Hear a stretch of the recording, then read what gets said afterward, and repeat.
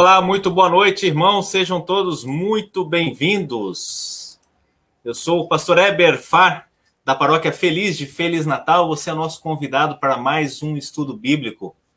Hoje nós contamos com a presença do nosso irmão em Cristo, nosso companheiro, pastor Wallace Ulrich, lá do Espírito Santo, que foi desafiado aí para um tema bem peculiar aqui desse lado aqui, né? Por que alguém se torna ateu? Né? Um desafio aí, especialmente quando a gente tem um diálogo com os mais novos aí, encontramos então uma certa resistência em relação à fé, e muitas vezes as pessoas também acabam fazendo uma confusão de ateísmo, agnosticismo. Talvez você nem saiba o que é isso, mas é importante nós conversarmos um pouco mais também sobre essa temática. Boa noite, pastor Wallace. Boa noite, pastor Heber. Boa noite a todos que estão aí nos acompanhando. É uma honra, né, poder participar desse programa. Eu tenho acompanhado aí algumas vezes, né, os colegas que você convida para participar contigo aí. E um desafio enorme que a gente tem também hoje para conversar, mas também com muita tranquilidade e com a sua parceria, com sua ajuda. E nós vamos conversar um pouco sobre esse tema. A gente não vai esgotar nada, não vai resolver nada, mas a gente vai conversar um pouco sobre o tema que preocupa muito a igreja e a cada cristão também. Né? Hoje eu acordei muito triste, pastor Wallace e demais aí, né? Eu recebi um vídeo, nada que a gente já não soubesse, né? Eu estava até comentando com o pastor Wallace hoje à tarde, um vídeo de um alemão que, de certa forma, acho que já morou aqui no Brasil, mas ele fala bem o português, e ele mostrando a realidade na Europa, de modo geral, mas especialmente no seu país, na Alemanha, né, o número de ateísmo, aí nós vamos falar mais sobre isso detalhadamente, né, e ele fez um levantamento em 2018 e 2019. Em 2018, tanto a Igreja Católica quanto os protestantes, os luteranos, perderam cerca de 1 milhão de membros, né? Então isso mostra, e ele foi citando os porquês, algumas razões disso, né? Sim. E vem a calhar então com nossa temática de hoje, a questão do ateísmo, que está crescendo muito, não só na Europa, né? Inclusive até alguns até dizem que nós estamos já vivendo pós-cristianismo, né? Na Europa, sim, nos Estados Unidos, também em outros países desenvolvidos aí, realmente, fora os comunistas aí, né? Então o tema é bastante relevante, nosso país aí também, com certeza temos muitos casos, também cada vez aumentando mais, e nós vamos falar sobre isso de uma maneira mais detalhada. Isso me deixou muito triste. Você está até comentando aqui em casa, né, sobre essa situação, mas é a realidade do mundo que nós estamos vivendo, né? Então, antes de a gente passar a bola definitiva, o pastor Wallace se apresentar de uma maneira mais adequada, eu gostaria de convidar todos vocês para a gente fazer um momento de oração. Vamos orar. Bondoso Deus, amado Pai Celestial, peço-te perdão pelos meus pecados. Eu agradeço, Senhor Deus, por esse dia que passou. Eu agradeço, Senhor Deus, e peço para que tu possas fazer morada junto de cada um de nós, o teu povo, para que tu possas cuidar de nós em todos os momentos de nossas vidas. Bem sei, Senhor Deus, que nós não merecemos nenhum benefício de tua parte, mas sabemos que o teu Santo Espírito enche o nosso coração com todo o conhecimento, com todo o amor, mesmo sem merecer. Nós sabemos que o Senhor entregou o seu Filho Jesus para que morresse em nosso lugar, para que nós pudéssemos também ter a certeza da fé e da ressurreição. Bondoso Deus, quanto mais nós pensamos em Ti, mais o nosso coração necessita do Teu afago, mais a minha mente necessita de sabedoria. Ensina-me, Senhor Deus, a sempre fazer o que é direito, que somente Tu podes conhecer perfeitamente. Por isso, pedimos desde já perdão. Atende a nossa oração. Bondoso Deus, esta pandemia também tem machucado o nosso coração, os nossos sentimentos, e com certeza os sentimentos de todo o povo que tem sofrido. Nós confiamos em Ti, continuamos confiando em Ti, mas podemos agora olhar para o futuro, suplicando, Senhor Deus, também para que Tu possas preservar os empregos, nos dar alimento, nos dar agasalhos, nos dar mais amor entre as pessoas e proteção contra os males dos nossos inimigos. Não deixe, Senhor Deus, que nada se infiltre em nosso meio.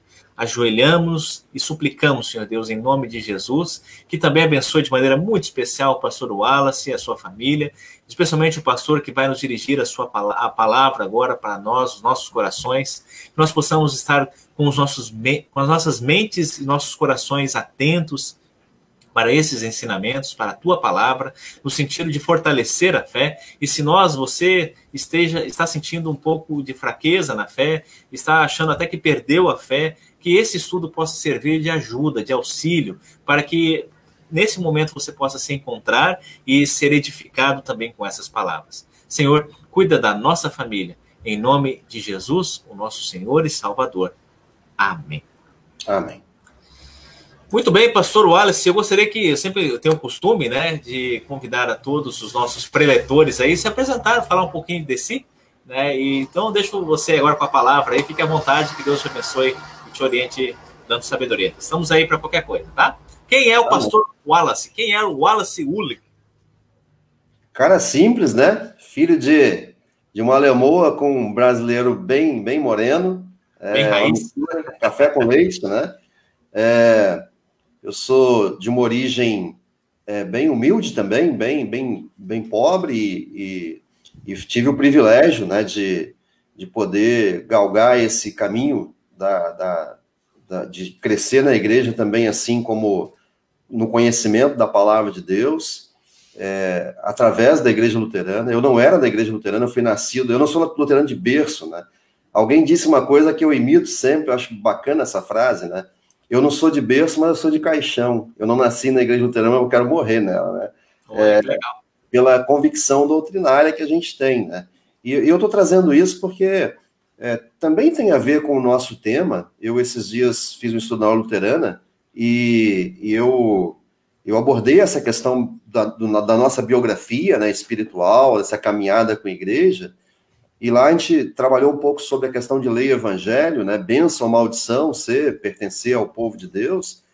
E, na verdade, assim, é um ambiente que eu vou até colocar no nosso estudo, muito propício a alguém se tornar ateu, né? Se afastar de Deus por causa da postura de uma igreja, de uma doutrina muito rígida e muito afastada daquilo que é a vontade de Deus, fazendo pessoas, né? Isso vai entrar depois. Mas eu sou de uma origem de uma igreja pentecostal. Com 10 anos de idade, o meu tio Luiz Salim Uhlig, que foi presidente nacional dos leigos, ele se mudou para o nosso bairro, uma pessoa que a gente gostava sempre amou muito, né? E ele se mudou para o nosso bairro e levou a igreja luterana junto. Eles sempre foram luteranos, ele e a família que morava em Colatina, e aí ele se muda para o nosso bairro em Porto Santana, lá em Cariacica, e leva a igreja para abrir um trabalho missionário lá. E assim, meu irmão, que era mais velho, passou para a igreja, e eu também, aos 12, 13 anos, também entrei para a igreja luterana. A partir daí, a gente foi se aperfeiçoando, se aprofundando também na palavra, que nos fascinava sempre, assim, e acabei também querendo ser membro da igreja, cresci na liderança e tudo mais, até me tornar luterano aos 13 anos. E me casei com Claudiceia Tragino Uhlig, as fotos acho que já apareceram aí, já foram aparecendo, né? Vou colocar agora. Vamos lá, 92 foi o nosso casamento, a gente namorou, enrolei ela 3 anos, aí em 92 nós nos casamos, aí você vê aí os nossos filhos, né? Nesse dia aí nós estávamos comemorando 25 anos de casados, e aí tá a Bruna, a nossa filha mais velha, de rosa, que tem 28 anos, a Bruna já nos deu uma netinha, depois vocês vão ver também. Atrás da Bruna está o Matheus, o Wallace Matheus. Eu não gostava muito do meu nome, né, quando eu era pequeno, porque ninguém tinha esse nome, né? Aí eu acabei depois descobrindo que mais gente tinha, não era só eu que era esquisito, né? E eu dei esse nome para o meu filho também, do meio, Matheus, o Wallace Matheus. Ele está no seminário hoje, ano que vem vai para o estágio também, né? Se Deus abençoar, tudo correr bem. E esse mais alto aí, atrás da minha esposa, é o Bruno. O Bruno está com a gente ainda, ele faz 20 anos esse ano, né? E o Matheus tem 24 anos. Então, essa é a minha turma aí, meus filhos, nossos filhos. Essa é a netinha, a Liz, que nasceu agora em janeiro, dia 3 de janeiro, e é a razão para a gente não olhar para 2020 como um ano ruim. Um ano muito complicado esse ano, por causa da pandemia, mas para nós é um dos melhores anos da nossa vida, porque nasceu a nossa netinha, a Liz. Nós somos apaixonados e nos dá muita alegria, muita felicidade mesmo. É filha da Bruna e do Vitor, nosso genro, também muito abençoado, um presente que Deus nos deu. Então a gente está aí nessa caminhada de família, agora, né, nessa nova realidade, E eu sou pastor desde 2002. Eu me formei no Seminário Concórdia de São Paulo, né, onde o pastor Heber também teve a oportunidade de estudar um tempo. E a minha formação também passa pelo auxílio do pai do pastor Heber, que é o pastor Martinho Far, com quem, na minha mudança, assim, de viver uma liderança mais ativa na igreja, o pastor Martinho, chegando no nosso distrito, ele logo assumiu, ele era conselheiro, então, dos jovens no distrito, e eu trabalhava na diretoria do distrito. Nos conhecemos, aí foi uma amizade desde cedo muito boa, muito bonita. Futebol também, né? Nossa, bacana demais. E o pastor Martinho hoje é meu companheiro de paróquia, o nosso pastor aqui, coordenador da Paróquia Esperança de Campo Grande, da qual a minha congregação de Guarapari faz parte. Eu sou pastor, fui pastor 3 anos e meio em Baixo Guandu, aqui no Espírito Santo, e com 3 anos e meio eu recebi o chamado aqui para Guarapari, no lugar do pastor Arnildo Schneider, e a gente está aqui desde então. Não vou falar nem a data, né, que eu estou aqui, porque tem bastante tempo já. Trabalhando aqui na cidade de Guarapari, numa congregação de 167 membros, atendendo Guarapari, Anchieta, Piúma e Conha. É uma região sul do Espírito Santo, é uma região mais isolada, né? Fica a 50 quilômetros da Grande Vitória, e é uma região mais isolada. A Igreja Luterana, a presença dela é a nossa congregação aqui, e as missões que vão fluindo daqui para frente, né? É uma região muito turística aí do Espírito Santo, né? Muitas praias também, né? Então pega muito mineiro aí, né? Muita missão dos mineiros também, né? Região linda aqui, né? Cidade com praias lindas, e é uma congregação com bastante gente aposentada, né? Que vem também de Minas e de outros lugares, e também do trabalho missionário aqui na cidade de Guarapari, no Espírito Santo. Tiveram a oportunidade, conheça, muito bonita. Alguns já conheceram, teve convenção, teve congresso nacional aqui no SESC, mas é uma cidade muito, muito bonita, né? Então essa é a nossa biografia rápida, assim, né? Rápida, extensa. Legal, muito bom. Deixa eu saudar aqui quem está chegando aqui. Eu não sei se eu comentei da Ivalina Feltz Pagung. Boa noite, dona Ivalina. Se eu não citei antes, desculpa. Hã? Ivalina é minha prima. Ah, tua prima, olha aí. A mãe dela é irmã da minha mãe, era, né? As duas faleceram. A minha mãe faleceu, a tia Fina, a mãe dela está viva ainda, a nossa única tia de 5 irmãos. A Ivalina é lá de Lajinha do Pancas. Legal. Também a nossa irmã Cleonice Locke Cooper e o Valdir Cooper, os membros nossos aí também. Nosso irmão lá de Sorriso, o Edio Benjamin Conrad. Boa noite, pastores. A Vanessa, boa noite a todos. O Valdemar Kaiser, de Mandaguari, no Paraná. Um grande abraço, seu Valdemar. Um abração para você, para a família. E aqui nós já temos um comentário aqui. A dona Ângela já pergunta: o que levaria uma pessoa a ser ateu e agnóstico? É um ou outro, né? Seria visão de mundo, influência de amigos, influência da faculdade, rebeldia, grito de liberdade, fuga? O que será? Né? O pastor Wallace já está preparado para essa pergunta e nós vamos com certeza responder ao longo do estudo, tá? Pastor Roberto Schultz também. Boa noite, irmãos. Abençoado estudo para todos. Um abração, pastor Roberto. Colega de paróquia aí, né? Colega de paróquia aí. Logo, logo vai estar com a gente aí também, para fechar o ciclo da esperança aí também, né? Fizemos a rodada aí, todos os pastores da esperança e muitos nos enriqueceram também. Chegando agora a Iraci Piper. Um abração, dona Iraci, Mateus e o Armando. Fique com Deus. Você ia falar uma coisa, pastor? Não, parece um distrito até, né? Tantos pastores. Parece um distrito, é verdade. Tem mais pastor que gente, né? Opa, mais pastor que gente. Muito bem, pastor Wallace. Nós vamos, então, deixar a sua fala. Vão chegando aí, que se você tiver seu comentário, sua pergunta, façam, e nós estaremos gentilmente aí tentando responder na medida do possível, né? O que é ateísmo, pastor Wallace? E lembrando que o nosso tema de hoje, né, é por que alguém se torna ateu. Você que está chegando agora, né? Por que alguém se torna ateu? E o que é ateísmo? Vamos falar sobre isso um pouquinho, pastor. Basicamente é não crer em Deus, né? Não crer na existência de nenhum Deus. Eu vi uma definição interessante, até me chamou a atenção. Ateísmo é a crença que Deus não existe. Que crença, né? É a convicção. Convicção, basicamente é isso, né? A crença, a convicção de que Deus não existe, né? Não acredita-se na existência de Deus, de nenhum tipo de Deus, O ateu não acredita nisso, e para ele a religião está no mesmo patamar das fábulas, que são inventadas para dar esperança aos fracos. Então, essa é a opinião de alguns ateus.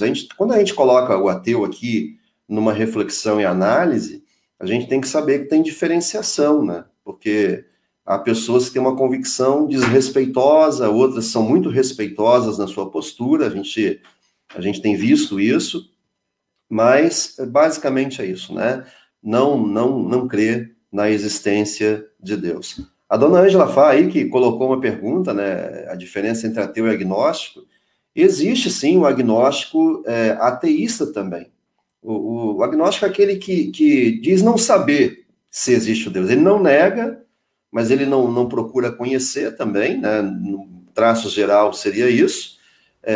Então ele diz não saber se existe Deus, ele não faz questão de investigar isso, ele fica na dele. Mas também tem uma linha de ateísmo, de gnosticismo ateísta, né? De agnóstico ateísta, que nega a existência de Deus também, né? E aí tem uma confusão, existe já uma série de definições, né? E, em suma, a gente vê assim, que não crer em Deus, né, se envolver numa confusão, né, e ficar numa situação bastante delicada nesse Interessante. Sentido. Então, a gente pode resumir que todo mundo crê, né? No final das contas, o ser humano, ele crê, ele tem fé. Talvez ele tenha fé que Deus não existe, mas tem que ter fé para isso, né? Eu coloco, pastor Heber, assim, de novo, né? A gente vai, de repente, ter pessoas que vão estar assistindo e vão discordar, e, de repente, né, a gente quer respeitar isso também. Mas eu coloco assim, quando a pessoa, ela não acredita de fato em Deus, ela diz assim, não existe nenhum Deus, ela tem que colocar alguém no lugar de Deus. E aquele ateu, que para mim é o mais severo nisso, ele coloca a si mesmo. Porque ele não admite nenhuma divindade, nenhum poder acima dele. Então é ele que é o poder, é ele que é dono do seu nariz, é ele que manda na sua opinião, na sua fé, na sua crença, na sua convicção. Por isso, é nesse sentido que eu falo. Então, o ser humano, ele crê, porque mesmo que ele crê que ele é autossuficiente, ele consegue conquistar as coisas, ele consegue os méritos, ele faz isso e aquilo, acaba crendo. Né? Sim. Como você falou, colocou alguém no lugar, né? Pode ser ele mesmo ou outra situação, né? Uhum. E o que a Bíblia fala alguma coisa sobre ateu?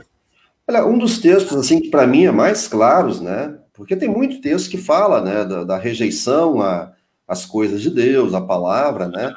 Mas um texto muito claro é o Salmo 14:1, que diz, né? O insensato diz no seu coração, não há Deus. E a Bíblia chama de insensato, né? Chama de uma pessoa sem conhecimento, né? Uma pessoa que não tem bom senso, que está perdido na sua ignorância. E assim, geralmente, quando se assume essa postura, chama-se de insensato quem crê. Né? Isso é bobagem, né? Isso é tolice, isso é uma fábula. E a Bíblia, quando se refere àquele que não crê, o ateu, né? Ou aquele que não crê em Deus, como insensato. Aquele que não admite a existência de Deus. Até interessante, eu vi um comentário, né, uma versão de interpretação que diz assim, Deus para mim não tem importância. Opa, então isso já admite que existe Deus, não tem importância para você, mas admite que existe, né? Então a nossa tradução mais tradicional, aqui, eu também uso aqui, ela diz assim, né, diz o insensato em seu coração, não há Deus. Ele não admite que Deus não seja importante para ele, diz assim, não há. É isso que ele pensa no coração, que tem no coração dele. Então, assim, tem vários textos que falam, né, da realidade da vida sem Deus, da falta de fé em Deus. Mas eu ateu, graças a Deus, né? Eu tava vendo quando você me desafiou a essa temática, né? A gente acaba mergulhando numa pesquisa, num estudo, eu vi muita coisa, né? E acabei, assim, ficando bastante tempo também olhando palestras e tal. Tem uma pessoa bastante importante aí que se destaca nessa área, é o Leandro Carnal. Ele tem uma formação cristã, né? Parece que é católica, mas de pais luteranos, e ele se diz ateu. Ele é um professor de universidade, historiador, né? Uma pessoa muito respeitosa com a fé, com a religião dos outros, né? Mas ele mesmo diz que não crê. Então, ele tem algumas razões que a gente também vai pincelar aqui, não dele, mas de um modo geral, mas ele acaba sendo respeitoso nisso, né? Enquanto que outros, às vezes, têm uma postura meio agressiva, né? É verdade, né? Nesse sentido aí, né? Alguém diz, né, essas piadas, assim, do senso comum, né? Que não existe ateu quando o avião está caindo, né? Na hora que o avião está caindo, todo mundo se apega a alguma coisa. Eu acho que até mesmo o Karnal mesmo fala sobre isso também, né? Ele fala, e eu até puxei esse assunto aí por causa disso, né? Ele disse que ele estava dando uma aula, 3 aulas seguidas sobre ateísmo histórico, alguma coisa assim na faculdade. E aí ele deu carona para um aluno e de repente cruzou uma coisa na frente do carro, de repente assim que assustou. E ele gritou: "Ah, Jesus! Jesus, né?" E o aluno ficou olhando para a cara dele sem entender, né? Aí ele acho que disse alguma coisa assim, força de expressão, né? Mas quando a coisa aperta, se chama Deus, né? Se É uma força de expressão, mas tem um pouquinho de verdade aí, né? lógico. Quem Né? sabe lá no coração, lá no íntimo, tem uma brasinha ali, né? Pois é, mas assim, até a gente tinha traçado essa linha, mas sempre que a gente estuda, né, sobre Deus, quem é Ele, a gente tem 3 princípios que a gente ensina, né? A maneira como Deus se revela na natureza, na criação, a consciência que Ele colocou no ser humano e a Bíblia, que é a forma mais clara de revelação dele, né? Tanto no sentido de crermos que é a revelação de Deus, a palavra dele. Mas a questão da consciência, né? Então se aborda. Todos os povos de todos os tempos, eles procuraram um Deus para adorar, né? Alguns acharam a pedra e fizeram da pedra a sua adoração, o sol, a lua, sim, né? As estrelas. Uma árvore, então, assim, natureza, né? O ser humano, no seu sentido mais natural, ele necessita de se apegar a algum ser superior. Então, a negação disso acaba sendo uma rebeldia contra a própria consciência, né? Uma luta contra a própria consciência, porque Deus nos criou com essa necessidade, esse senso de que Ele existe. Infelizmente, quando a pessoa não tem a direção certa, que é a sua palavra, ele vai criar um Deus, ele vai se apegar a um Deus já criado, inventado. Mas a necessidade todos nós temos, né? Isso é parte de nós, né? O que leva uma pessoa a ser ateu, pastor? Então, assim, assim, a gente não nasce crente, né? Nós já nascemos inimigos de Deus. Nós nascemos ateus, entre aspas, né? Sim. Então, talvez não seria essa nomenclatura certa. Nós nascemos sem fé, vamos dizer assim.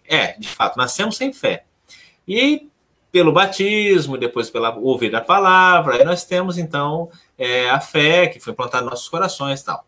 O que leva uma pessoa, talvez, que foi batizado, virar ateu, ou a pessoa que depois que, mesmo sem o batismo, achou por bem, então, Deus não existe, e optou, então, ou ser agnóstico, ou ser o ateu propriamente dito. O que o senhor acha?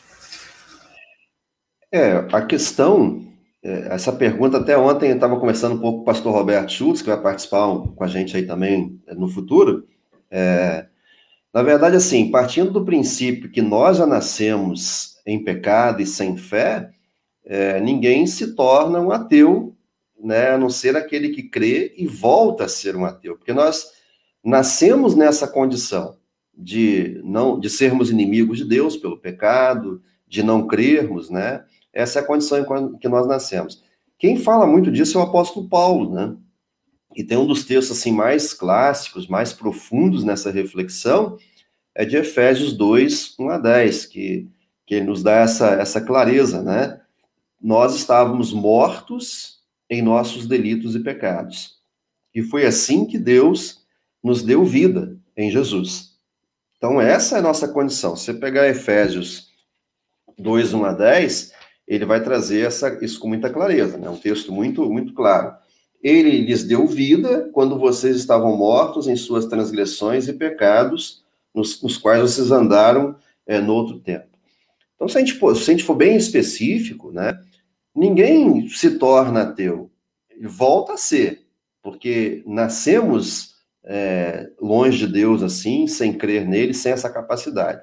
E como o pastor bem disse, né? Pelo batismo, Deus age para nos trazer a fé, para nos dar a fé, colocá-la em nosso coração e nos tornar os seus filhos, né? Então, essa é a questão. E partindo desse princípio, a gente pode afirmar que, para Deus, o ateu é um morto espiritual, né? ele é alguém que está morto espiritualmente, né? A gente vai trabalhar, então, essa questão, né, o que leva a pessoa a ser um ateu, o que contribui, tem vários pontos, acho que esse é o ponto maior que a gente vai abordar aqui, mas a nossa natureza humana inicial, aquilo que nós somos ao nascermos, é de descrença, é de distância, de separação de Deus. Deus nos traz, por seu Espírito, pelo batismo, pelo Evangelho, a sermos dele, a crermos nele pela ação do seu Espírito Santo. Tá? Então, é assim. Mas o que contribui, né? A gente pode apontar algumas razões, não dá para generalizar, lógico, né? E eu queria deixar isso muito claro, né? Às vezes você faz uma afirmação, mas essa afirmação não cabe para uma ou outra pessoa. Então a gente traz alguns pontos de reflexão, né? Mas olha só, o primeiro deles, para mim, é o que leva, né? O que contribui é a falta de estrutura na família. Por exemplo, a gente nasce assim. Se a gente não aprende, se a gente não é ensinado, não é também, não há uma contribuição da família ou das pessoas à nossa volta para nos levar a conhecer a fé cristã ou a fé no Deus verdadeiro, como é que a gente vai? Paulo diz, né? Como crerão se não há quem pregue? Essa pregação não é também só do pastor, né? Do missionário.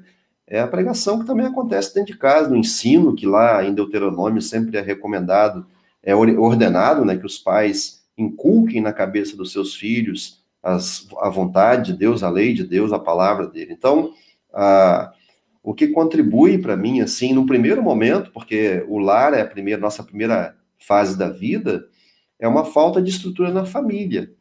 E não ter uma religiosidade verdadeira em casa.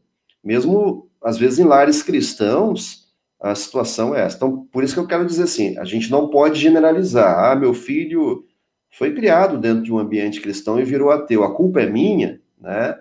Às vezes vai ser, mas nem sempre. Pode ser que também seja uma questão de uma rebeldia própria, né? Particular da pessoa, uma influência, como a Dona Ângela citou, várias influências externas também, mas o lar é o principal para formar a pessoa, né, a personalidade cristã, e criar essa fé que vai caracterizar a pessoa como sendo um religioso. E o lar cristão, esse religioso na fé em Jesus, né? Por isso que, só interrompendo, pastor, a questão da pandemia prejudicou especialmente as crianças, né? As escolinhas dominicais, as escolinhas bíblicas, né? Ficaram deixaram de lado por causa dessa situação, é impossível, né? Eu sei que tem algumas iniciativas de tentar acolher e abarcar as crianças também no ensino da palavra, né? Inclusive tem um blog, Criança Cristã, né? Muito bacana, muito bem feitinho, né? Que visa justamente dar um pouquinho mais de base e estrutura familiar aí, né? É da Editora Concórdia, né? Essa linha de editorial para poder favorecer também o ensino da criança, né? E aí tem Horinhas com Deus também, né? O devocional, bacana. Horinhas com Deus. Eu acho que a própria devoção, né? A gente vê muita reclamação assim, por que a gente está fazendo todos os dias aqui a devoção dos 5 minutos com Jesus? Até falei, não vamos fazer estudo bíblico, não, fazer a devoção. O objetivo é incentivar as pessoas, a mostrar às pessoas como é que é simples fazer uma devoção. Está pronto, né? O devocionário a igreja produz, a igreja passa para a gente. Está pronto, senta ali e lê, né? E faz uma oração pedindo a Deus que essa palavra também faça esse efeito. Então, assim, não é um momento pesado para a criança participar, pelo contrário, é um momento leve, que você pode... Familiar. E familiar, envolvê-la na oração, aquilo que ela vai ter no culto, né? Às vezes fala assim, na hora do culto tem que tirar a criança para a escolinha. Não, às vezes a igreja não tem essa estrutura. Então, no culto, ela precisa ficar junto com o pai e com a mãe. Se ela tem uma vida devocional em casa, vai ser muito mais fácil. Ela não vai ficar nos berreiros, né, na correria, isso vai ser muito mais fácil. Então, assim, e a Bíblia tem uma promessa, né, pastor Heber? Nesse sentido, né? Ensina a criança no caminho que deve andar e quando for velho não se desviará dele. Olha quantas vezes já vi essa promessa ser cumprida na vida de muita gente, né? Ensina. E aí tem uma promessa, uma ordem e uma promessa. Deus ordena, ensina a criança no caminho que deve andar. E aí há a promessa. e quando for velho não se desviará dele. Quantas pessoas já vi voltar para a igreja depois de velho? Isso é graça de Deus, quando dá tempo, né? E a pessoa, às vezes, se desvia, sai da igreja, abandona a comunhão, mas depois de um tempo volta. E por quê? Porque foi plantado no coração dela essa semente, né, da palavra de Deus, do temor a Deus.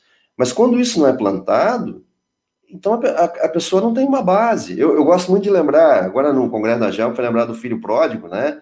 Aquele que sai de casa, gasta tudo, depois ele volta, né? Os dois filhos são perdidos, né? Mas uma coisa que eu sempre, assim, eu gosto de refletir, aquele filho, ele se lembra do que tem em casa. Ele se lembra de como é o pai dele. Ele se lembra do que o pai dele oferece. Então, ele na miséria dele, ele sabe que lá ele tem coisas melhores do que onde ele tem. E lá ele tem socorro, ele tem amparo. E esse é um aspecto da reflexão lá, mas ele volta porque ele se lembra disso. E no arrependimento dele, na fé dele, ele enxerga isso, né? Aí eu fico pensando assim, e aquele que não tem do que se lembrar? Ele não tem lembranças de uma vida com Deus, de uma vida de reflexão, de crescimento na sua família. Então, esse é um aspecto que eu acho que é muito importante, né? Porque é a formação da criança. E essa promessa de Deus ela é muito séria. A psicologia, né, há muito tempo atrás, já ensinava que até os 7 anos de idade a criança forma a personalidade dela. Depois disso, pouco se acrescenta à personalidade. Então, até os 7 anos, imagina uma criança criada, né, com uma boa disciplina cristã, com amor cristão, na palavra, na oração, no cântico.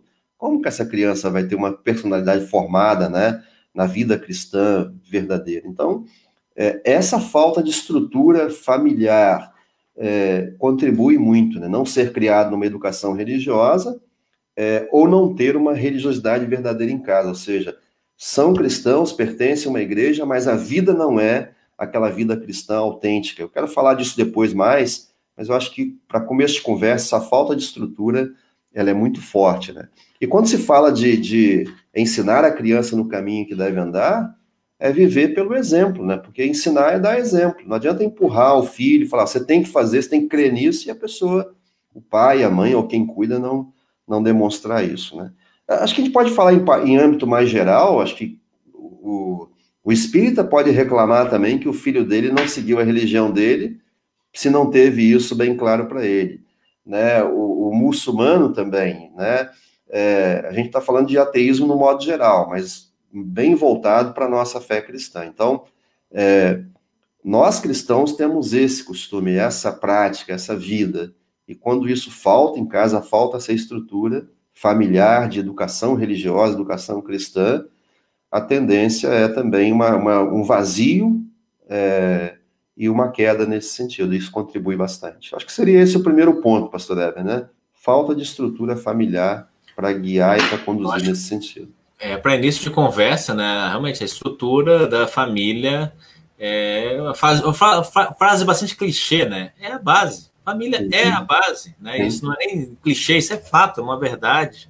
Né? A família é toda a estrutura que a pessoa tem, psicológica, né? Toda a estrutura tem de conforto, de amor, né? Os primeiros passos ali, né?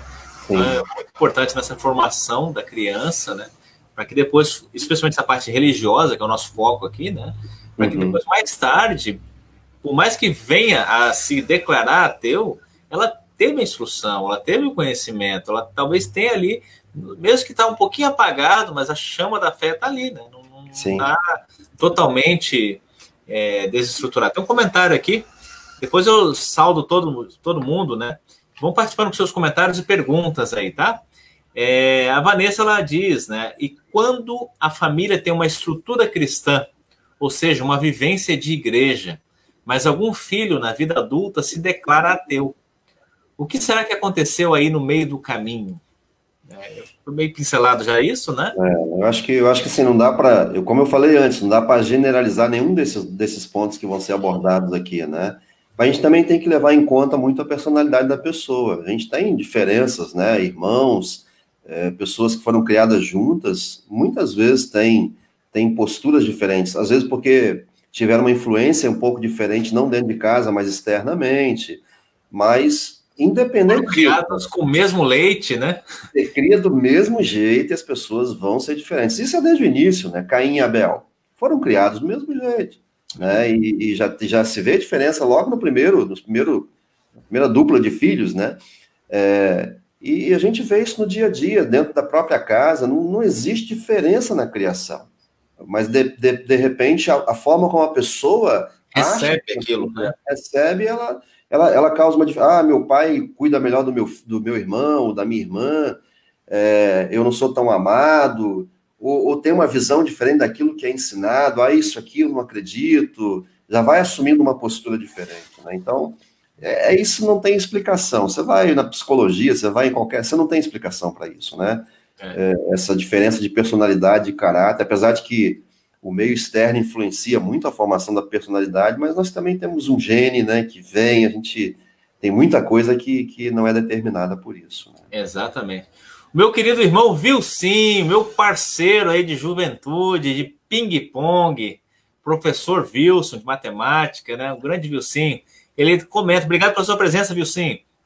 Ele diz o seguinte: além do temor a Deus, as leis, um item importante é a mensagem do amor de Deus. Sem essa mensagem, a tarefa do Espírito Santo, podemos dizer que é mais árdua e leva uma pessoa ao ateísmo. Olha aí, questão do temor, né? Muito bem colocado aí, Vilsim. Bacana. Acho que isso o Wilson acho que acertou. Você mandou para ele o estudo? Não, né? Ele acertou aí o próximo ponto, né? O próximo ponto fala exatamente disso. O Wilson é nosso companheiro aqui, ele está todo dia na nossa devoção, né? Eu, Wilson, um abraço para você, irmão, né? E eu fiquei assim, Wilson Matemática, quem é, né? Depois eu fui ver, eu lembro aí do sobrenome dele. O Wilson foi o nosso goleiro aí, né? Nosso goleiro. Goleiraço. Né? Baita no goleiro e jogador de ping-pong também, de mão cheia. Né? Nas nossas disputas aí, Campo Grande, Porto Santana, Campeonato de Itacibá, o Wilson estava lá, né? Sempre. Tirando o nosso título, sempre, né? Mas sempre. É uma pergunta muito interessante, né? E uma afirmação também que você coloca, porque o próximo ponto que eu abordo, né, como o que contribui para uma pessoa se tornar um ateu, é o legalismo da religião, né? Esse excesso de lei, esse excesso de rigor, de cobrança, e quase sempre desvinculado da vontade de Deus, da vontade e da palavra de Deus. Jesus diz assim: em vão me adoro ensinando doutrinas que são preceitos de homens. Isso geralmente não edifica quando a palavra não é de Deus, é de homens, né? Pastor Wallace, para a gente entender, explicar para o público que não é de igreja, para o público que não é cristão, o que seria esse legalismo da religião? Vamos tentar traduzir isso para o povão entender. O que é o legalismo? Essa é uma linguagem bem teológica, né? Como é que a gente pode traduzir isso para a turma? Assim? O que é isso? É o uso excessivo de leis, regras, que em vez de ajudar as pessoas a caminhar na fé cristã, acaba oprimindo, trazendo peso, e as pessoas se cansam, né? Então, quando a igreja cria muitas regras... E que nem está na Bíblia, muitas vezes, né? A maioria... Eu vou pedir desculpas a vocês, assim, porque eu vou falar de igreja, né? Eu não vou falar por que o cara é ateu se ele era espírita, ou por que ele é ateu se ele era da Umbanda. Eu vou falar de igreja, né? De fé cristã. De certa forma, de um modo geral, a linha é a mesma, né? Mas a gente quer tratar dessa questão da fé cristã. Então, às vezes as igrejas têm muitas regras, né? Pesadas para que os membros cumpram. E isso, ao invés de dar uma direção, dar uma conduta de caminhada com Deus, às vezes dá um peso excessivo que a pessoa não aguenta carregar. E aí a gente lembra o que Jesus dizia, né? Vinde a mim, todos vós estáis cansados, sobrecarregados e oprimidos, e eu vos aliviarei. E isso é um contexto em que as pessoas não aguentavam mais o que os fariseus inventavam para elas cumprirem, né? A religião farisaica inventava regras, pesava as pessoas, cobrava excessivamente e as pessoas não aguentavam. Então a gente sabe que dentro desse contexto teológico, né, das doutrinas de lei e evangelho, são os dois ensinos da Bíblia, né? Lei de Deus que mostra para a gente a vontade de Deus contra o pecado, que condena o pecado, a atitude pecaminosa, e que não salva, porque a lei não salva, mas você olha para os mandamentos como algo bom, algo que Deus deu para a nossa vida, mas não salva. Né? É uma orientação, né? E o Evangelho é aquilo que Deus fez por nós em Jesus. É a boa notícia do amor de Deus, da salvação que Ele nos deu em Jesus. Jesus cumpriu a lei em nosso lugar, pagou os nossos pecados e nos deu a salvação. Então, quando não há equilíbrio nisso, porque nós precisamos da lei para frear o nosso pecado, para mostrar que nós somos pecadores e que por isso precisamos de uma solução que Deus deu, que é Jesus, e também para termos uma direção de vida, o que nós podemos e não devemos fazer, porque vai trazer prejuízo para nós e para o outro, vai ferir o próximo, vai ferir o nosso relacionamento com Deus. Então a lei é necessária. Agora o Evangelho é a notícia que Deus nos amou, nos salvou em Jesus. Então, quando isso não aparece, quando o legalismo, né, ele é mais evidente, ele é mais enfatizado, ele tende a afastar as pessoas. E não só porque as pessoas só querem coisa boa, né? Às vezes assim, o pastor está dizendo que não pode ter lei. Não, tem que ter lei, tem que ter. Mas quando isso é excessivo, tem uma tendência de afastar. O evangelho precisa aparecer, eu preciso ser levado ao fundo do poço com a lei para sentir de fato a necessidade que eu tenho de Jesus, da providência que Deus me deu, da salvação, do perdão que Ele me dá em Cristo. E quando isso não aparece, a pessoa só fica no peso, só fica nessa situação em que ela não vê o perdão, ela não consegue sentir o perdão, ela sente esse julgamento excessivo por suas ações, falta o amor, falta o perdão, e isso é essencial na fé cristã, né?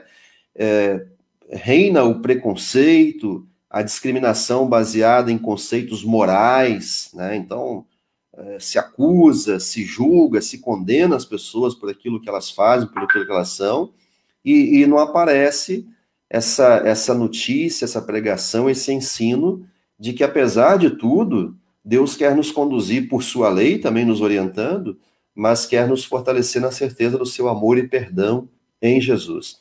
Então, esse excesso de legalismo, ele oprime. Aí eu queria chamar a atenção para aquilo que eu falei no início, né? Minha formação, eu participei de uma igreja em que isso era excessivo. E isso dá nojo, né? Dá peso, e não faz a vida cristã ser fácil, não faz a vida cristã ser prazerosa, ter aquela satisfação de um Deus que ama, de um Deus que perdoa, de um Deus que ampara. O tempo todo a pessoa vive achando que Deus vai condená-la, que Deus vai julgá-la. Isso na voz dos membros da igreja, às vezes dos líderes, das pessoas à sua volta. Então, quando esse legalismo ele é excessivo na religião, ele pesa, ele cansa, e as pessoas então se afastam. E geralmente, né, pastor Heber, o legalismo vem cercado de hipocrisia, né? Quem exige mais é aquele, às vezes, que menos cumpre e quer que o outro faça isso, né? Então, essa hipocrisia, esse fingimento, nessa vida fingida de exigir do outro o que eu não faço, também frustra, e as pessoas veem nesse exemplo uma coisa negativa que perde a graça, perde a força de continuar naquela caminhada de fé e de vida religiosa cristã. Eu acho que é a questão do legalismo, né, e esse julgamento, né, essa hipocrisia é uma das principais, se não é a principal, uma das principais causas do elevado número de pessoas que se declaram, autodeclaram ateus, ateias, né, ou agnósticos, né, ou sem Deus, né, ou que não precisa de Deus, não precisa de uma religião, não precisa de uma igreja, né? Então, acho que esse é o ponto-chave, né, esse julgamento. Eu não sei se você vai chegar a pincelar, e nós temos um caso bem dramático, recente, aí no Espírito Santo, né, em São Mateus, aí da questão do aborto da menina de 10 anos, né, foi estuprada pelo tio, tal, uma repercussão nacional e, quiçá, mundial também, uma situação extremamente terrível, repugnante, né, e está sendo, então, alvo também de um fundamentalismo religioso exagerado, que vai fazer com que essas novas gerações tenham mais repulsa ainda da fé, né, e acaba colocando todos os cristãos no mesmo caldeirão aí, né, no mesmo molho, e Deus sofre com isso. Eu até desabafei ontem no meu momento devocional, né, que, assim, nós não temos que julgar isso. Isso não cabe a nós, né? Nem a menina, nem a família que está sofrendo com isso. nem o médico que fez o procedimento, nem o juiz que autorizou. Isso é uma questão que não está fora da nossa alçada, né? De um modo geral, a gente sabe que Deus, ele é contrário ao aborto, né? Ele é contrário, ele não quer isso, mas de um outro modo também, ele não quer que as pessoas vivam esse sofrimento, essa opressão. É uma situação muito especial, e muito menos que falem em nome dele, julgando esse, aquele, com esse radicalismo, né? Com esse fundamentalismo, que destoa completamente do acolhimento de Jesus, do amor de Jesus às pessoas. Então, é um fato recente, né, que contextualiza isso. Eu acho o seguinte, pastor, sempre que a gente leva, né, a religião, o nome de Cristo, a palavra de Deus, para situações que são fora daquilo que é o propósito real de Deus, a gente perde. E a igreja passa a ser odiada. Não é só uma pessoa que sai, né? É o radicalismo político, essa polarização de um lado por outro. A gente tem visto isso nas redes sociais, cristãos adorando muito mais um presidente e odiando o outro do que o próprio Cristo. E inclusive até pastores, né? Líderes de igreja também, né? Tomando decisões. Em vez de postar um versículo bíblico, posta uma mensagem bíblica, posta uma bobagem, né? E eu falei ontem, o Facebook vai lembrar você daqui a um ano isso aí.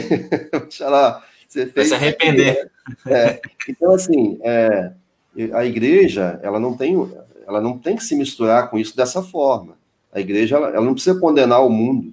O mundo já está condenado se ele está sem Cristo, né, sem fé. A igreja precisa levar Cristo, ela precisa lembrar o amor de Deus pelas pessoas. Então, quando ela se projeta nesse propósito, todo mundo perde, o reino de Deus perde. E Jesus não precisa de advogados, né? Ele precisa de testemunhas. Nós somos testemunhas de Jesus. Não para defender Jesus, a palavra, não, a gente está para testemunhar. Não podemos deixar de falar aquilo que nós vimos e ouvimos, né? Como diz os apóstolos, né? Isso. Então, a igreja não é um cabresto, né, para as pessoas. A igreja é um local de acolhimento, de amor, onde a lei é necessária, a conduta de vida, a gente precisa renovar a nossa mente pela palavra de Deus, pela ação do Espírito Santo. Agora, as pessoas às vezes veem a igreja como um lugar de prisão, de moralização e tudo mais, né? Não é. A Bíblia não foi feita para bater na cabeça dos outros e derrubar o ruim. A Bíblia foi feita para alimentar o coração, a alma, né? E a gente precisa ter consciência disso. Então, o legalismo excessivo, em todas as formas, ele é um péssimo testemunho que afasta pessoas e que leva as pessoas a odiarem aquilo que a gente diz que crê. Eu creio em Jesus, mas eu digo isso para você, eu forço você a isso. Então, eu não quero esse Jesus. Esse aí, não. Né? Agora, se é o único Jesus que a pessoa conhece, através da minha boca, do meu testemunho, então ela não vai querer saber dele. E tem uma frase, né, que a gente sempre ouvia no seminário, né? Por trás de um legalista existe um grande pecador. Né? Uhum. Então, a lei em excesso gera o quê? Hipocrisia. Né? Porque o cara fala uma coisa, mas vive outra completamente diferente. Né? Faço o que eu digo, mas não faço o que eu faço. Né? É outra coisa que não dá para generalizar, não dá, né? Nada a gente pode generalizar. Mas existe um conceito na psicanálise, também na psicologia, que é assim: eu acuso muito no outro aquilo que eu não quero em mim. E não é por pureza, né? Às vezes eu tenho uma coisa que eu luto contra isso, em vez de eu lutar em mim, eu luto no outro. Quando eu vejo no outro, eu acuso, eu condeno, porque aquilo é uma coisa que eu não quero para mim, eu não quero em mim, e está em mim. É o pecado, né? Então você vê, às vezes, as pessoas lutando, acusando e tudo mais, não dá para generalizar, às vezes é uma pessoa que está bem intencionada em corrigir o outro, ajudar o outro, mas o hipócrita é assim, ele acusa no outro o que ele tem nele, né? Ou para se esconder, ninguém vai desconfiar desse cara, pô, esse cara acusa tanto essa situação, não é possível que ele faça isso, né? Ou por maldade também, né? Por um coração que não ama o outro e quer afundar o outro. Então é preciso tomar cuidado com isso, né? Eu tenho as minhas lutas, cada um de nós tem as nossas lutas pelo pecado, e devemos lutar em nós, não nos outros. Né? Os outros, a gente pode ser um bom exemplo, se a gente resolve isso, ajudando os outros também, mas acusando e condenando, não. Esse papel não é nosso, né? Jesus diz, né? Não julgueis para que não sejais julgados. Nosso papel não é julgar, nós não somos juízes, nós somos testemunha. Né? Juízes, não. Né? Então, acho que seria esse ponto aí que fala do legalismo da religião. O Wilson chamou a atenção disso, né? Se o amor não aparece, as pessoas não têm força, porque o evangelho que é o poder de transformar as pessoas para dar salvação, né, pela fé em Jesus. Então o amor precisa aparecer, né? Aí tem outros pontos também, né, que a gente gostaria de abordar dentro dessa questão da hipocrisia. Tem uns textos que estão me chamando a atenção, algumas atitudes também, né? Os super-heróis da fé, eles assustam a gente, né? E tem muita gente que quer ser super-herói da fé, né? A Bíblia, Paulo fala quando ele prega aos Coríntios, né? E ele tem aquele dilema lá das pessoas, os judeus querendo uma coisa, os gregos, os gentios querendo outra, né? Ele diz assim, os judeus pedem sinais e os gregos sabedoria. Então os judeus queriam sinais de Deus para mostrar que aquilo era assim mesmo. E os gregos, na filosofia deles, queriam sabedoria. Se não demonstrar sabedoria, se não me provar pela razão, eu não aceito, né? E Paulo diz assim, mas nós pregamos o Cristo crucificado.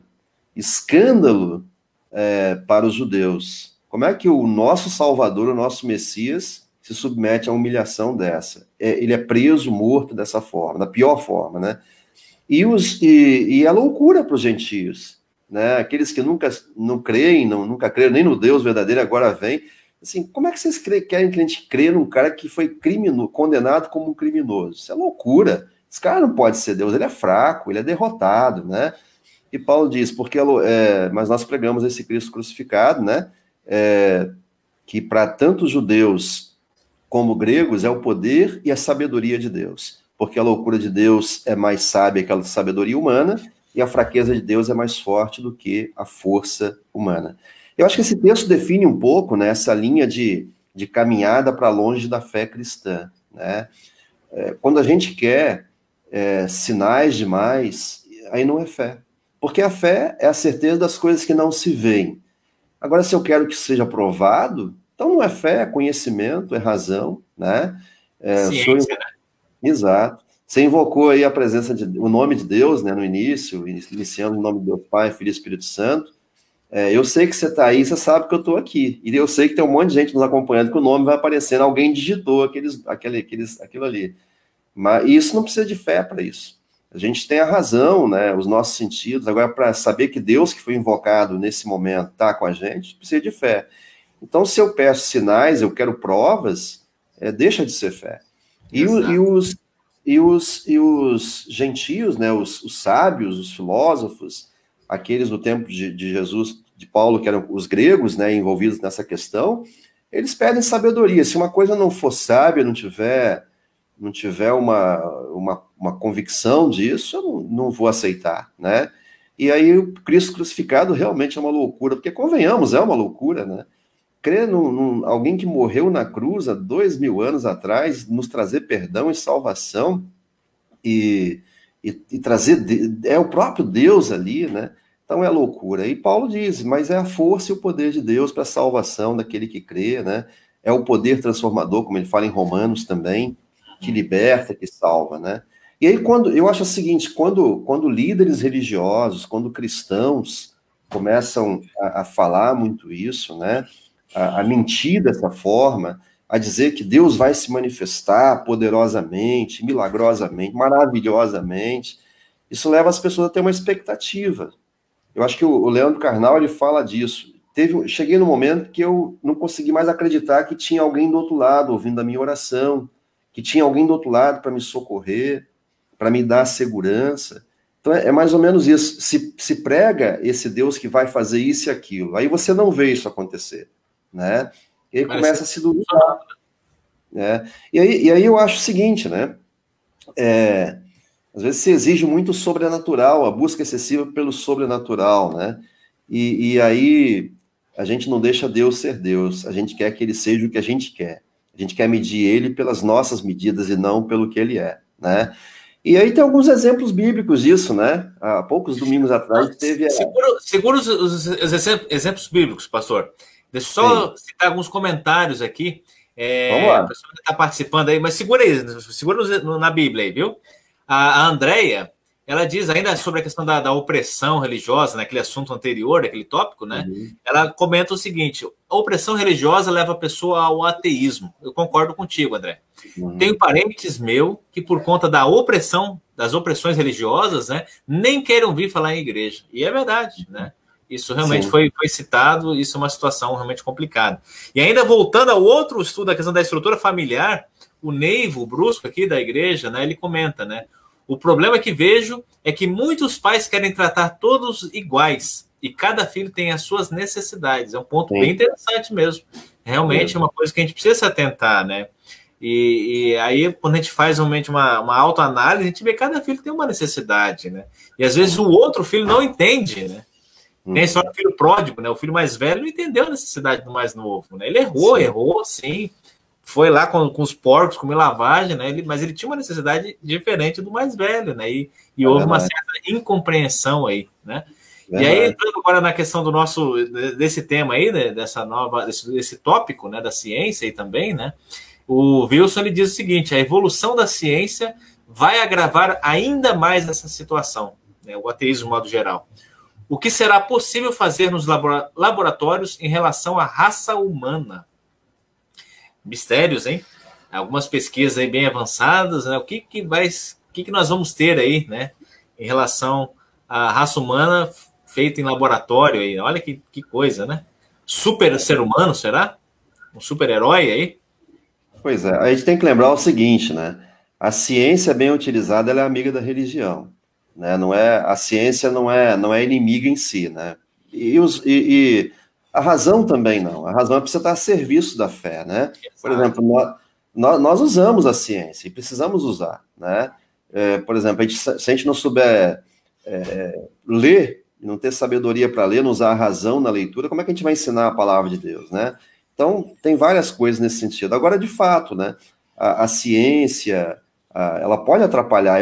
Esse dia eu lembrei no culto, né? Antigamente o sujeito olhava para o céu, via que vai chover e pedia a Deus, orava a Deus, confiava. Assim, eu não sei se vai chover a semana toda, mas né, tomara que no show, e pedia, né?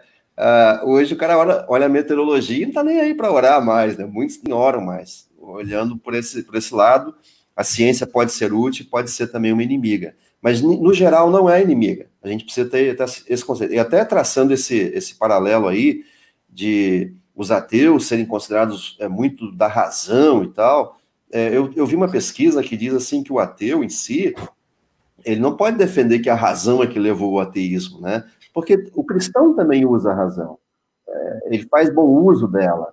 E tem muito ateu que segue também líderes carismáticos sem perguntar muita coisa, né? Então acaba confiando, né? Se entregando. Então isso está meio perdido, assim, essa defesa de que o ateísmo é a razão leva ao ateísmo. Isso não é no todo uma verdade, né? Preciso ter essa consideração também, né? Mas os outros comentários também bem colocados, né? A questão da opressão religiosa, porque não se...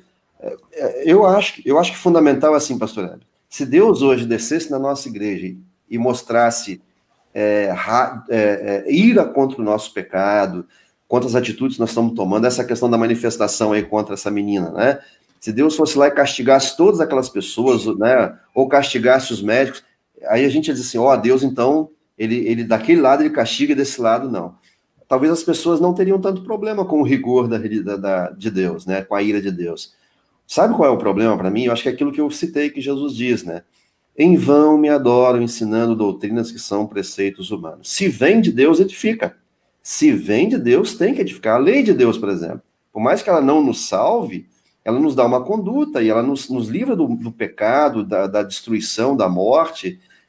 A gente evita isso com a lei de Deus. E aponta o erro, né? A lei é para isso, para apontar o erro, para a gente saber que aquilo ali é errado, né?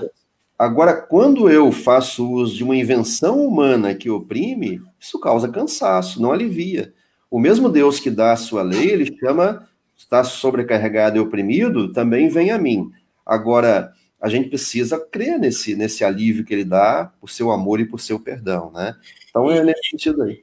E o trato agora com essa pessoa que se declara ateu, a Solange Borchardt, é daí da paróquia? É da congregação, filha da Andréia. Ei, Solange, tudo bem?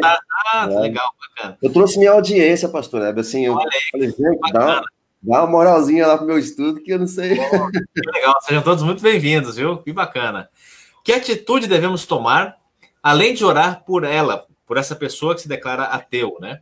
Em relação às pessoas que já se declaram não crer mais em Deus, né? Seria válido sempre estar ali lembrando, mandando mensagem, ou deixar quieto? Deixar ali, deixa Deus agir e pronto. Qual é a melhor orientação, o melhor caminho?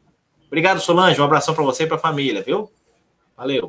É a Solane, né? É a Solane. Solane. Eu acho assim, a gente está apontando aqui os pontos negativos que contribuem para isso, né? Então, é o contrário, né? Por exemplo, mostrar que a religião, que a fé cristã, que a vida cristã, ela não é regida por um legalismo, né? Ela é regida pelo amor. Mostrar que a estrutura de casa é importante. Se você não teve a oportunidade ainda de conhecer essa fé, de conhecer esse Deus através de sua palavra, isso acontece muito, né? Crianças que são criadas longe de um lar cristão têm a oportunidade por amigos ou por outras pessoas de terem contato com a palavra de Deus, senão não aconteceria a evangelização e a conversão de tantas pessoas, mesmo depois de adolescentes ou adultos, né? Então, são esses princípios. A questão da mensagem, tem que ver que mensagem que manda, né?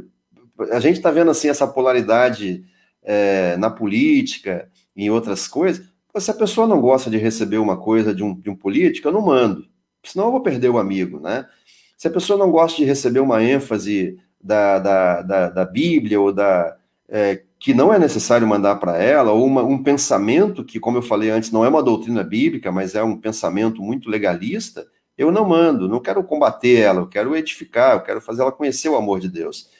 Então, eu acho assim, enquanto a pessoa não diz assim, não me manda mais mensagem, você pode continuar mandando, Solane. Eu acho que enquanto a pessoa não proíbe isso, não cria aquela barreira, é importante naquela água mole em pedra dura, tanto bate até que fura. Então, sempre mandar aquela mensagem cristã, de amor, né, mostrando a importância da pessoa, mostrando que Cristo a ama também, isso vai fazer o seu efeito, né? E quando a pessoa chega a proibir, também é porque às vezes nós já excedemos, né? Já erramos nesse sentido e precisamos tomar esse cuidado para isso não acontecer, né? Mas continua mandando, vale a pena. Né? A fé vem pelo ouvir, né? E se a pessoa tiver contato, seja por música, seja um texto bíblico, uma mensagem, usar a criatividade, um folheto, né? Mas continuar mandando, né? Realmente, eu acho que é por aí. Tem pessoas, aqui tem mais um comentário aqui da Regilane Salomão Kiffer. Também é membro aí? Não, a Regilane é do interior aqui, de Vila Velha ela. Vila Velha. Amiga também, irmã. Pessoal do Espírito Santo em peso aí, que legal. Tem pessoas que acham que Deus tem que fazer a vontade delas. Tem a ver com esse papo, né? Pro super. Tem, assim. Aí, né? As pessoas não deixam Deus ser Deus, né? E querem provar que tem uma comunhão verdadeira com Ele, tem poder com Ele, né? E, na verdade, querem alimentar esse status, né? De que elas têm um relacionamento tão bom com Deus que tudo que elas pedem, Ele faz. E isso é negativo, né? Nós tivemos o evangelho de Mateus esses dias, o texto lá em que Pedro anda sobre as águas, né, e afunda, e uma reflexão sobre isso, né? O Pedrão quis logo andar sobre as águas, né? Eu fiquei imaginando assim, né? O mar está revolto, eles estão sozinhos, com medo de morrer no mar, e de repente Jesus aparece, eles estão com medo que seja um fantasma, e aí eles veem que é Jesus, e aí quando veem que é Jesus, Pedro pede, não, então faz eu ir até aí. Eu fico pensando, poxa, né? O troço tá feio, né? Jesus aparece para trazer paz, tranquilidade. Para que eu quero andar sobre as águas, cara? Eu vou chamar Jesus pro barco e falar assim, Senhor, que bom que o Senhor está aqui, fica com a gente, né?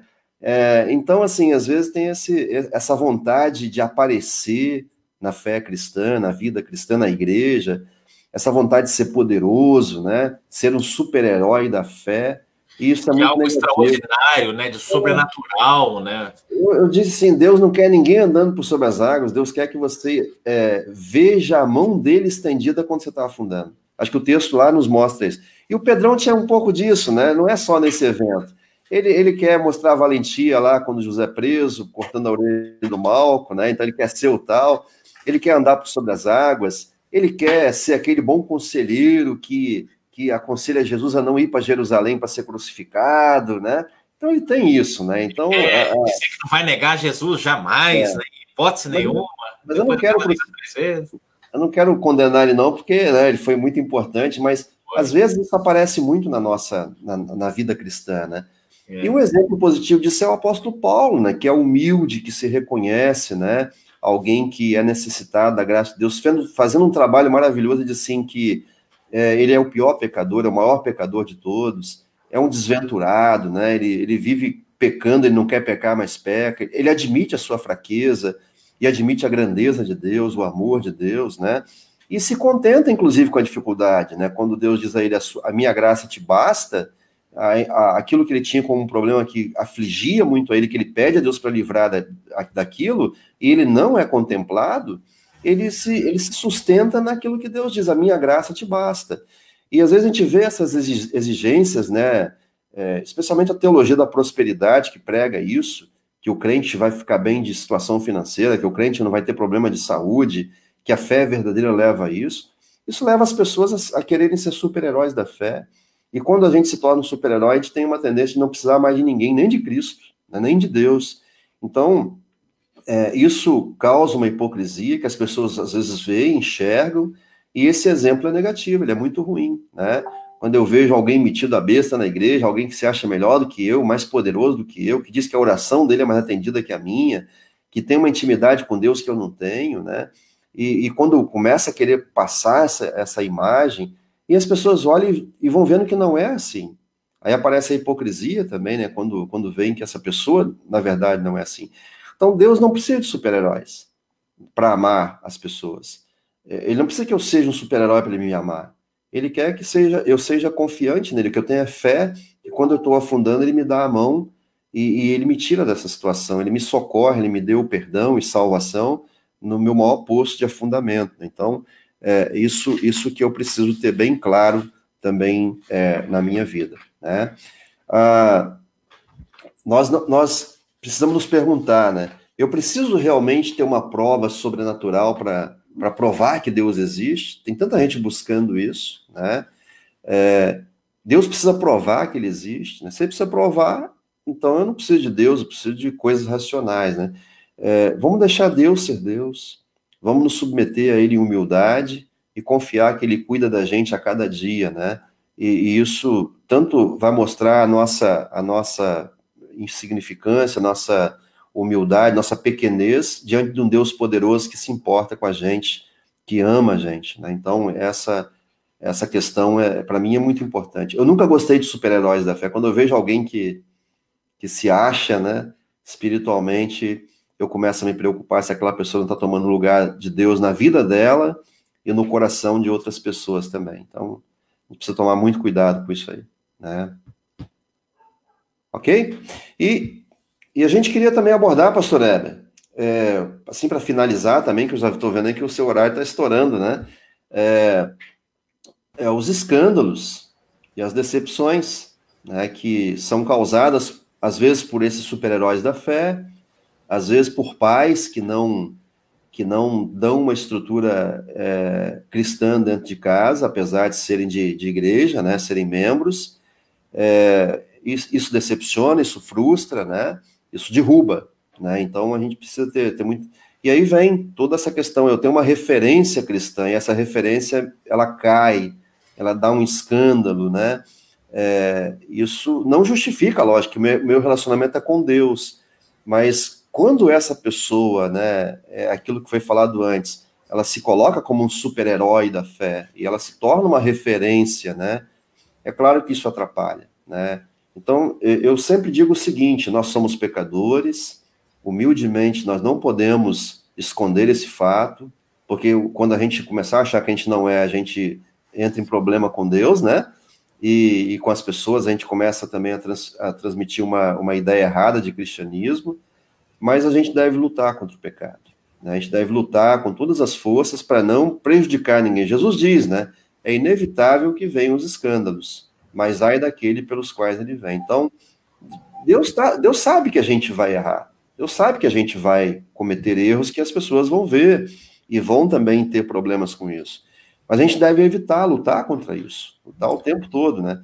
E então, não focar também a nossa ida à igreja por causa de um escândalo, né? Exato. Eu acho que a igreja é lugar de pessoas doentes, né? Os sãos não precisam de médico, mas sim os doentes. Exato. Então, assim, a igreja não é lugar de santinho, do parroco, né? De gente que não peca, a gente falha, a gente somos todos pecadores. Precisamos realmente também da igreja, da palavra de Deus, para nos orientar, para nos fortalecer, porque nós somos fracos, né? Então, muitas vezes tem aquela ideia de que, porque ele é pastor, porque ele é da igreja, então tem que ser super-herói, né? É verdade. E 100% irrepreensível. A Bíblia fala que a gente tem que ser irrepreensível, mas tem um contexto por trás disso aí. A gente não é perfeito. E quando eu falo de escândalos, decepções, a gente logo foca nos padres, nos pastores, né, nos líderes religiosos, né? Nosso próprio Deus vindo na Terra, assim, coisa exato. Mais mística. Agora, né? e cada membro, cada pessoa, né? Por exemplo, você citou a questão dessas manifestações, nesse caso tão difícil aqui do Espírito Santo, desse aborto, né? Olha o escândalo que muitos cristãos estão dando, né, nas redes sociais. Lá no hospital, né? Pedindo os médicos entrar, que coisa terrível, né? Exato, em vez de orarem, né? Vamos orar aqui, né? Para Deus abençoar vocês, cuidar de vocês. Se houve erros, que esses erros sejam perdoados, sejam... Que Deus, né? Tá com Deus. Aí se colocam como juízes, né? Como donos da razão, e isso gera escândalo. E a gente tem que se dar conta que a gente está lidando, às vezes, com pessoas que já estão revoltadas contra a igreja, só aumenta a revolta, né? E dentro da própria igreja existe divisão com isso também. As pessoas não aceitam isso também. É lógico que a gente não pode também agora aceitar tudo que as pessoas querem e se desviar da vontade de Deus. Mas não é isso que é o escândalo. O escândalo é aquilo que é contrário à vontade de Deus e prejudica também a fé do outro. Então essas decepções, elas são constantes, né? A gente é pecador, a gente decepciona. A gente vai decepcionar o filho, vai decepcionar o irmão na igreja, o membro, o colega pastor, a esposa. Mas aí o caminho qual que é, né? O caminho da humildade, do arrependimento, do pedido de perdão, da confiança em Deus, né? A Solane perguntou antes como lidar com essas pessoas, continuam mandando mensagem, orar pela pessoa que a gente às vezes magoou, que a gente quer também influenciar, para que Deus possa agir no coração dessas pessoas, né? Então eu coloco esses pontos assim que contribuem muito, né? A falta de estrutura familiar, também a questão do legalismo na religião, essa questão das pessoas quererem muito sobrenatural e não alcançarem, se decepcionarem, ou outros dizerem que tem e não aparecer isso, e isso dá uma prepotência, uma arrogância que afasta, né? E esses escândalos, essas decepções. Tudo isso precisa passar pelo crivo do arrependimento, da orientação do Espírito Santo de Deus na sua palavra, para que a gente seja levado sempre ao arrependimento, né? E busque, né, essa reconciliação com Deus e com o outro, que a gente às vezes afastou, que a gente às vezes ofendeu, né? Mas concordo contigo, né? Não é por isso que a pessoa... Se eu sou cristão, né? Tem uma frase que diz assim, né? Aquele que sai da igreja por causa de pessoas nunca entrou lá por causa de Cristo. Isso, é verdade, é verdade. Só que assim, Jesus também continua alertando. Se saiu por causa de você, cuidado, né? Não deixe que saia por causa de você. Então a gente deve fazer tudo para não fazer isso. Para não ser pedra de tropeço, né? Não ser escândalo, exato. Beleza, né? Mas a pessoa, eu falo no sentido da pessoa ficar se justificando, né? Eu não vou na igreja porque lá tem um fulano que fez isso e aquilo. Tá. Sim. Então, se for citar assim, então a gente não vai em lugar nenhum, né? Porque a igreja realmente não é esse o objetivo, não é por causa das pessoas, né? E a gente Sim. Desculpa. Pode falar. A Regilane, né, Kiefer, ela fala, como está fazendo falta ir à igreja, né? Uhum. E a própria Glória também diz, né, Deus é tudo em nossas vidas. E ela dá um testemunho aqui também de uma situação que aconteceu com a irmã dela, né, que mesmo no leito de um hospital, nunca esqueceu até o momento em que Deus a chamou. Sei que hoje ela está junto de Deus, né? Que bacana, que testemunho bacana. Isso é confortador saber, né? Que Deus está conosco. E eu pergunto, né? Uma pergunta aí que não está no nosso script, Wallace. Eu vou perguntar e você sair correndo, né? No leito ali no hospital, na dor, vendo a morte. Será que existe ateu nesse momento? A morte é a pior, é a mais profunda pregação de lei que existe, né? Porque a lei, ela combate o pecado, e o salário do pecado é a morte, né? Então, a consciência, né, que Deus colocou em nós nos leva a também sentir o peso dessa consequência, né? Então, assim, eu não sei se a pessoa, por rebeldia, né, por um coração duro também, ela resiste, sim. Eu acho que na morte pode haver essa pessoa que, se nunca ouviu falar do Deus verdadeiro, se nunca ouviu a mensagem do Evangelho, né, ela pode dizer assim, chegou meu momento, tô nem aí, né, mesmo com sofrimento. Mas a morte, ela desperta as pessoas que têm conhecimento de Deus, de que aquele é o momento do julgamento, é o momento que não tem mais volta, né, que depois dali só o juízo final. Então, pode despertar a pessoa para um arrependimento, pode despertar a pessoa para mudar O a malfeitor atitude. na cruz, né? Ele teve o último minuto ali, né? O último momento, né? Ninguém precisa esperar até lá, né? Vai que a Mas gente nem tem esse último minuto, né? alguém perguntou uma vez assim, o suicida, né? Será que ele tem salvação? Eu falei, se no último fôlego dele ele se arrependeu e se agarrou em Cristo, é claro que tem, né? Se ele de fato creu, cometeu um erro ali por uma situação terrível, né? Né? Mas não vamos arriscar isso, né? E nem vamos dizer, pode suicidar, que no último fôlego você pede perdão e vai. E se não der tempo, né? E se não houver essa sinceridade no coração? Então, não é assim, mas Deus julga segundo o coração de cada um, e Ele coloca, né, em nós essa oportunidade de arrependimento também, né? E qual é o sentimento, então, pastor? Assim, eu acho que isso está sendo muito bom, muito enriquecedor, né? Qual é o sentimento que o cristão pode ter em relação a tudo isso que nós conversamos hoje, né? O que a gente pode falar, né? Eu acho que muita tristeza. Quando o cristão se depara com um ateu, com alguém que... E aí a gente não pode relativizar isso, né? Muita gente diz assim das religiões, toda religião levar a Deus, né, e tal. Não, a gente não é... Nós não somos extremistas, nem podemos ser.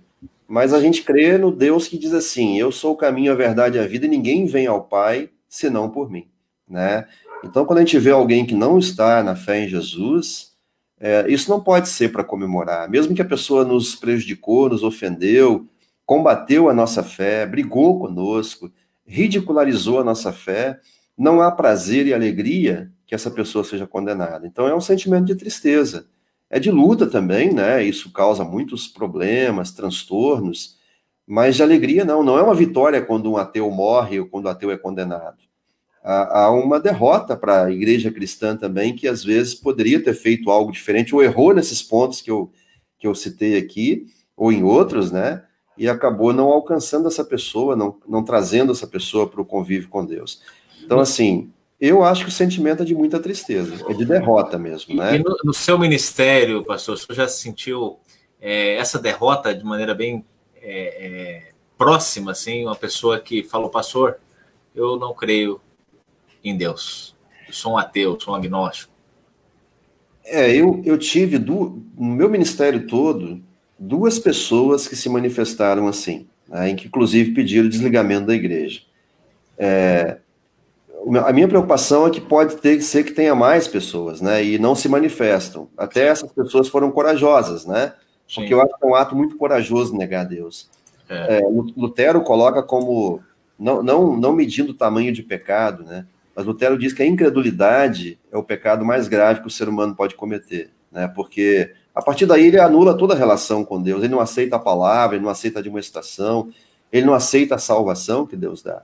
Então a incredulidade é de fato o pior pecado, porque anula toda a possibilidade de qualquer outra coisa. Se eu peco numa situação de vida, e eu creio em Deus, eu creio que esse Deus me chama ao arrependimento, e há consequências para isso, porque Deus diz que tem, eu posso voltar a ele. Agora, se eu não creio de fato, de modo nenhum, então é muito grave.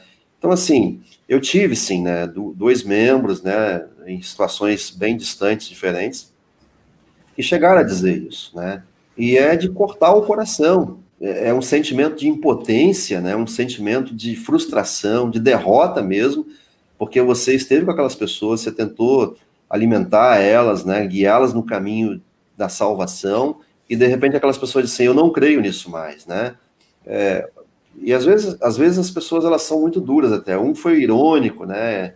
Dizendo que não acreditava em Jesus como Salvador e Deus, que não acreditava na Bíblia, que a Bíblia era um papel que aceitava qualquer coisa. Esse discurso bastante de religiões.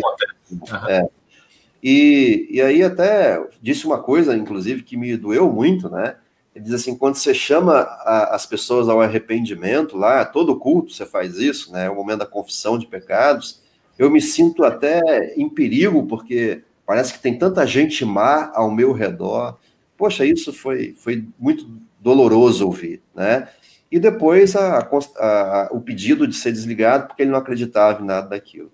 A outra pessoa foi um pouco mais educada até, apesar de que antes não foi, mas no momento em que pediu desligamento, ela teve até um diálogo educado, né, e pediu para ser desligada.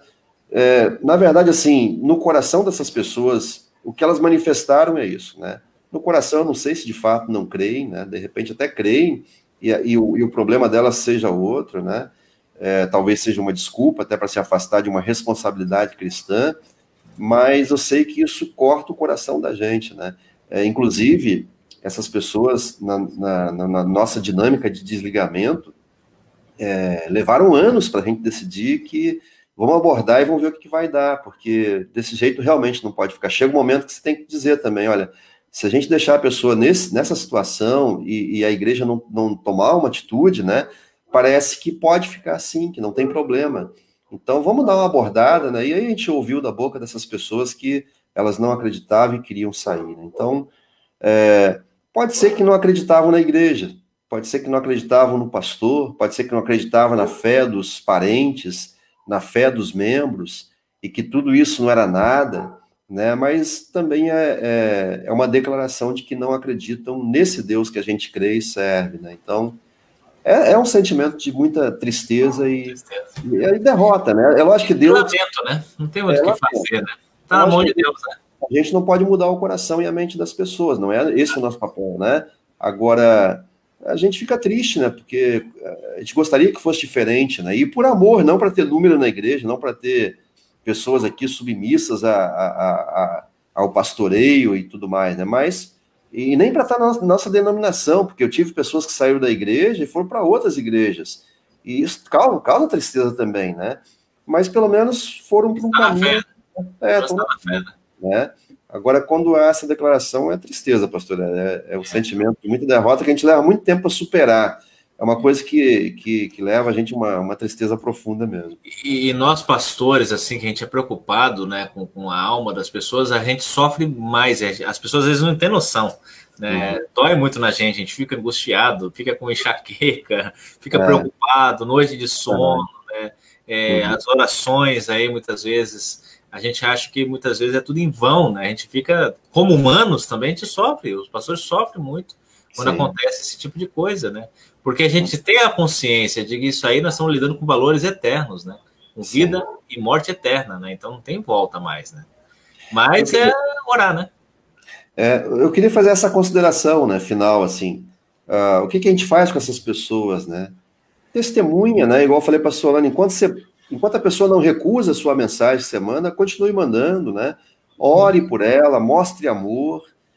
Não tente provar que a sua fé é melhor do que ela. Viva isso. O melhor testemunho é viver essa alegria da fé cristã. Também não adianta ficar reclamando das coisas da vida, né? Reclamando da minha igreja, do meu pastor, reclamando do culto que a minha igreja faz, do louvor, para os de fora, ou para alguém da própria igreja, né? Eu preciso, se eu não gostei, eu vou lá e falo, olha, pastor, eu gostei que tivesse uns hinos diferentes, eu gostei que tivesse...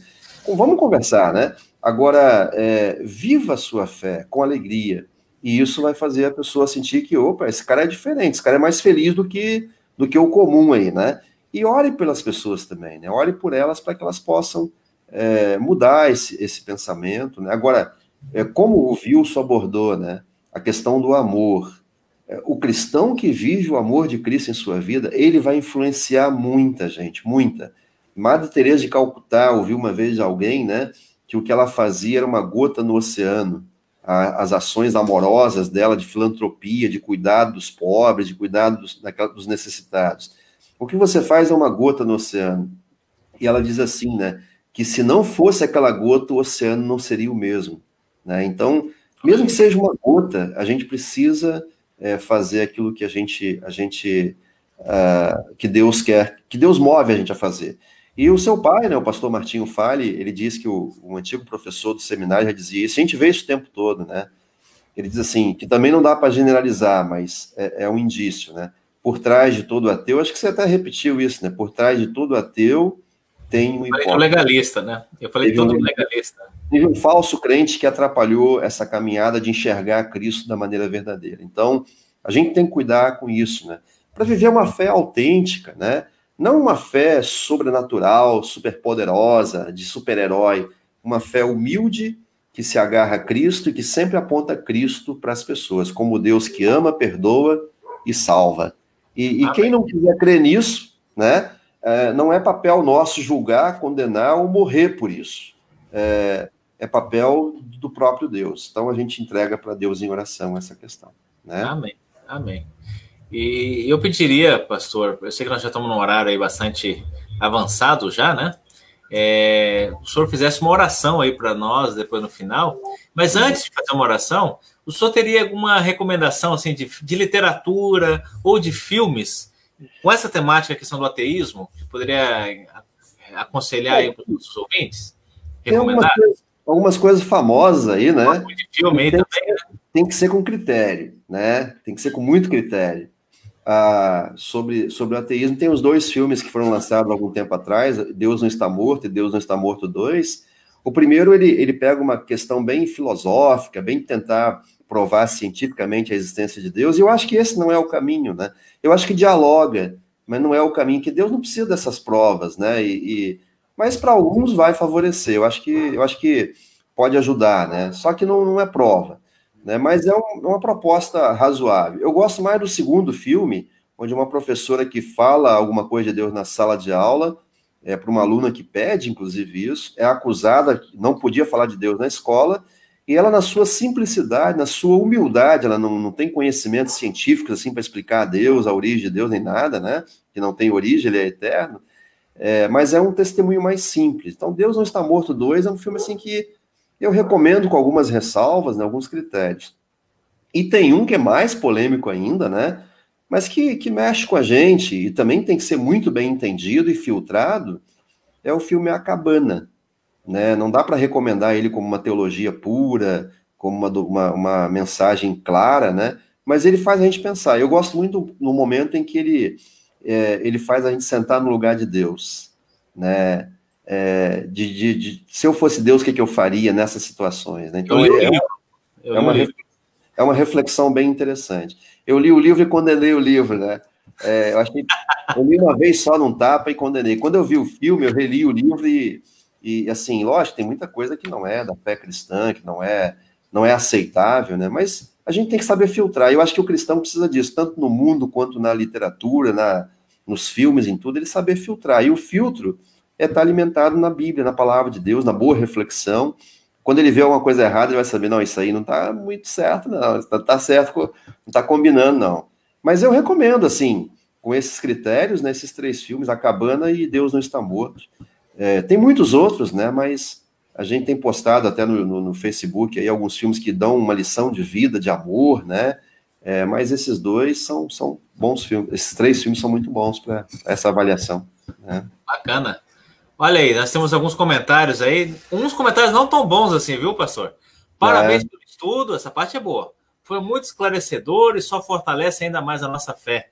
É o Wagner Marques, conhece ele? Marido da Solane e genro da André. Aí essa parte ruim, só uma observação, a neta do pastor Wallace ficou ainda mais linda com aquela camisa. Há controvérsias, né? Há controvérsias, viu? Ei, Wagner, um abração. Isso aí. Valeu, Wagner, um abraço, obrigado pela sua participação também. Um abração para a Regilane também, que estudo maravilhoso. Obrigado pela sua presença, sua participação. A dona Clarice também. Obrigado pela força, Regilane. O pessoal da igreja sabe que eu falo muito, né, pastor Neves? Assim, mas foi muito bom, tá show de bola, né? Aqui a Janice. Ô, dona Janice. Schindler. Estudo maravilhoso do pastor Wallace e do pastor Heber. Não, o pastor Wallace aí fez tudo, né? Eu só... Dona Janice é muito querida. Dona Janice trabalhou no Seminário Concorde de São Leopoldo, né? A gente conheceu ela através do pastor Josimar aqui, é uma pessoa que a gente ama muito, muito querida. A gente quer revê-la muitas vezes ainda. Legal. O Wilson aqui, bom estudo, Vilcinho. Um abração, Vilcinho. Tudo de bom para você. A Vanessa também, tem um pedido de oração aqui, não devia nem ter colocado aqui, mas, enfim, eu vou entregar o ouro aqui. Pedido de oração, anota aí, Wallace, para a dona Cleusa, uma das fundadoras aqui da congregação, né? E teve um cara aí que está fazendo aniversário aí, né? O pastor Heber aí está completando 40 anos amanhã, entregando minha idade aí. Não tem problema com isso, não. Mas é isso aí, dia 21 de agosto. E teu filho também, né, amanhã? É meu parceiro aí, né? Eu estava lembrando de você, né? Eu ia colocar isso na oração. A Sam falou: lembra que o aniversário do Weber é amanhã, né? Eu disse, não, estou lembrando, junto com o Matheus. O Bruninho, né? O Matheus está no seminário, né? Ele está com a gente aqui agora, né? Ele está passando. Ele está estudando de casa agora, online, né? Online. Opa, um abração, Matheus, e parabéns para nós aí, né? Os melhores nasceram no dia 21 de agosto aí. O estudo foi excelente. A Janice, te agradeço, minha querida irmã, por ter me enviado o estudo. Olha aí que bacana. Realmente, pastor Wallace, como a gente fala no popular, matou a pau. Não tem nada. Esse é um tema que tem muita profundidade, né? A gente está só na superfície aqui, abordando algumas coisas bem... Eu queria até ser bem mais prático, né? Não, foi ótimo. Mas Deus abençoe. O que foi, Deus abençoe. É a palavra de Deus, né? E a gente orou para isso. Agora que Deus faça a parte dele, né? Com certeza, né? A dona Ruth também reconhece aí um ótimo estudo, né? A Regilane, obrigado, parabéns, passou pelo seu dia. Obrigado, dona Regilane. Obrigadão mesmo. A Ceia, Wallace Matheus Ulick, também faz aniversário amanhã. Acabamos de falar. A Andréia, parabéns, pastores, estudo muito esclarecedor, né? Obrigado pela sua presença. Dona Cida, parabéns. Cida, minha cunhada. Oi, Cida, um abração. Toda essa família toda, cara, né? Olha aí, rapaz, que bacana. A Nina Ferreira, excelente estudo. Também é parente? Posso entregar todo mundo? A Nina de Anchieta, membro da congregação aqui de Anchieta. Ô, Nina, um beijão no Matheus aí, você família toda aí, né? Que bacana. Meu caçula, a Ruth Mutz, né? Meu caçula Luiz Henrique também faz aniversário amanhã, 19 anos. Olha aí, ó. Mais um maravilhoso. Que bacana. Parabéns aí pro Luiz Henrique. E também o seu aniversário. Que bacana. As famílias em festa aí. Parabéns, meu amigo e irmão Weber Far. Obrigadão, Céia. Um abração. Eu não consigo chamar de Claudicéia. O Céia é mais íntimo. Obrigadão. Segura um pouco aí, Heber. Essa é a minha linda esposa, né? Tá aí essa é a linda esposa. Apareceu na outra foto lá, né? Tá chique. Você sabe que a gente não queria que o Matheus fizesse aniversário amanhã, né? Porque a Bruna, ela faz dia 25, a nossa filha mais velha. A gente queria ver se ele nascesse no dia do aniversário dela. Os dois fazem um dia, né? Ele se antecipou, né? Então, ela é 4 anos e 4 dias mais velha, 4 dias mais velha que ele, né? Aliás, 4 dias a menos que ele, né? Quando ele fez 4 dias, ela fez 4 anos. Olha o Bruninho nasceu perto do meu aniversário, nasceu dia 26, né? Eu sou do dia 18 de dezembro, ele nasceu dia 26. Também queríamos, né? Mas Deus sabe o que faz, né? Então, hoje ele está comemorando com você. Que bacana, Deus que manda, né? O Valdo Schwank, boa noite, ouvindo de Campo Verde, Mato Grosso. Um abração, senhor Valdo. O Valdo é irmão, ele não é irmão da fé, ele não é membro aqui não, tá? Ele é de Mato Grosso. Nem aqui também, deve ser... Um abração, Valdo, obrigado pela participação aí. Obrigadão, valeu. Aqui é da igreja, aqui, ó. E o churrasco vai ser aonde, Delmar, né? É só convidar que nós vamos, viu, Delmar? Vai ser na sua casa, só convidar. Cida. A Bruna também. Isso. A Cida ela participou dos 2 nascimentos, né? Ela acompanhou a Ceia para os hospitais. A gente é muito grato a Cida pela vida dela e a vida dos nossos filhos também, junto com ela, né? Viu, sim, tô ficando velho, sim, rapaz. Não é fácil, não. Quarentão, chegou nos 90. O ENTA aí, agora não sai mais o ENTA, né? Já era. Mas é isso, brincadeiras à parte, mais uma vez, pastor Wallace, muito obrigado pela sua dedicação, pelo seu estudo. Ele acabou de vir do estudo agora e agora está aqui conosco também. É quase onipresente aí, né? Essa é a facilidade da internet aí, né? Obrigado pela oportunidade, eu que agradeço, viu? E então nós vamos fechar o nosso momento de estudo, de devoção. Eu convido então o nosso pastor Wallace, nosso preletor de hoje, para fazer uma oração para nós encerrarmos essa noite. Oremos. Oremos, irmãos. Bondoso Deus, santo e eterno Pai, obrigado por esse momento que nos dás ao final desse dia, pelo dia de bênçãos também, sob tua proteção e amparo, e tudo que tem nos concedido.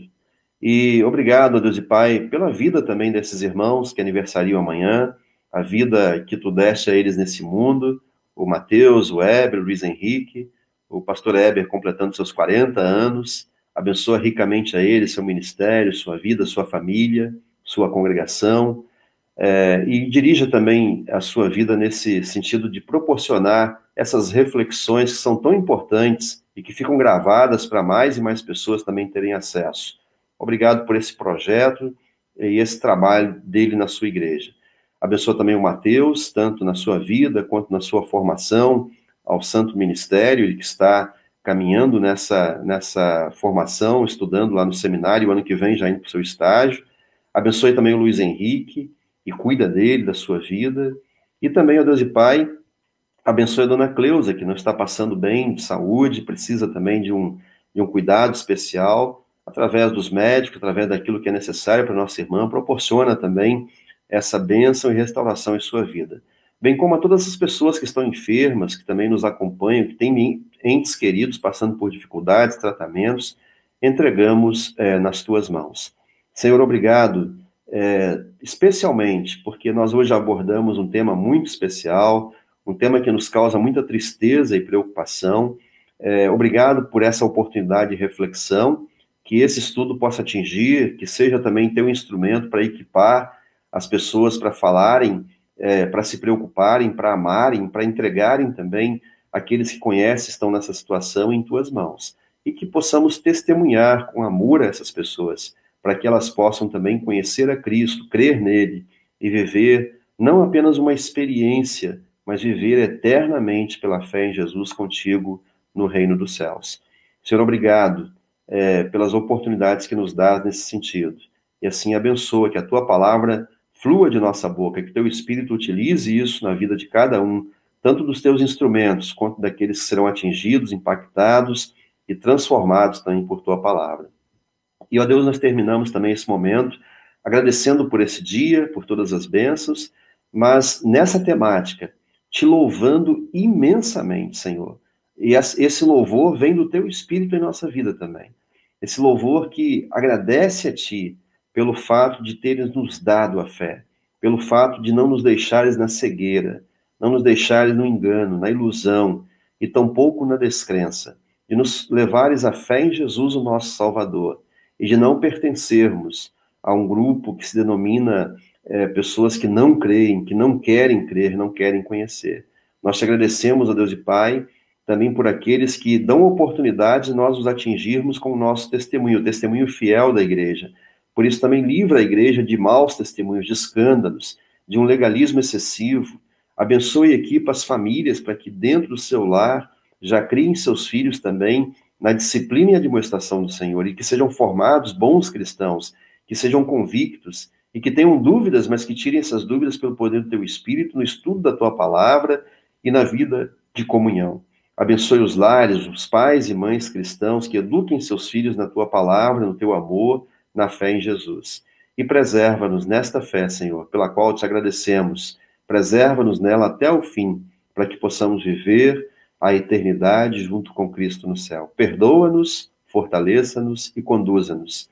Assim tudo entregamos a ti, em nome e por amor de Jesus, que é teu Filho, nosso Senhor e Salvador, e um só Deus contigo, com o Espírito Santo, para todos sempre. Amém.